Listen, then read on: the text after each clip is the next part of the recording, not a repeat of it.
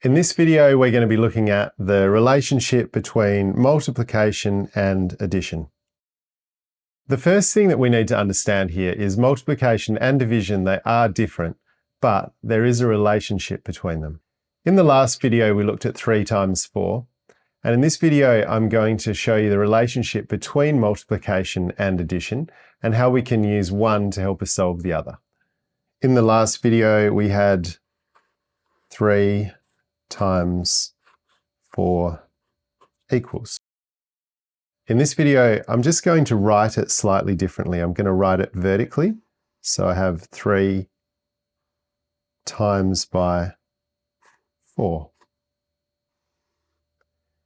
The important thing to notice here is what's written here is the same as what's written here. I've just done it in a different format. This way I have a column for the ones, and when we need to, we're also going to have a column for the tens.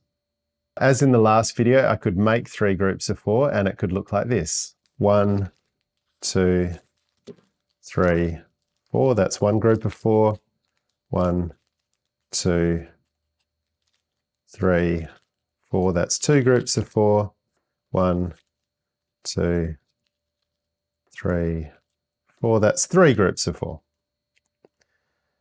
As we can see here, our 3 groups of 4 relates to the groups that I've made here. But we can also do an addition problem with the same groups. So I could have 4 plus 4 plus 4. And I can just put my plus over here.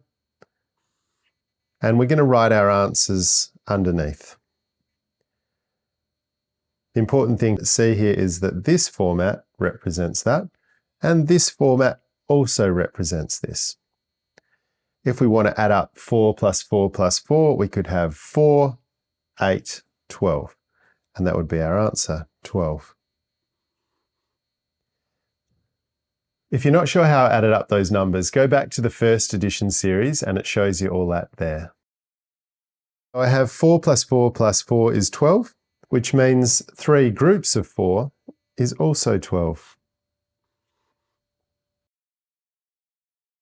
That's the relationship between multiplication and division.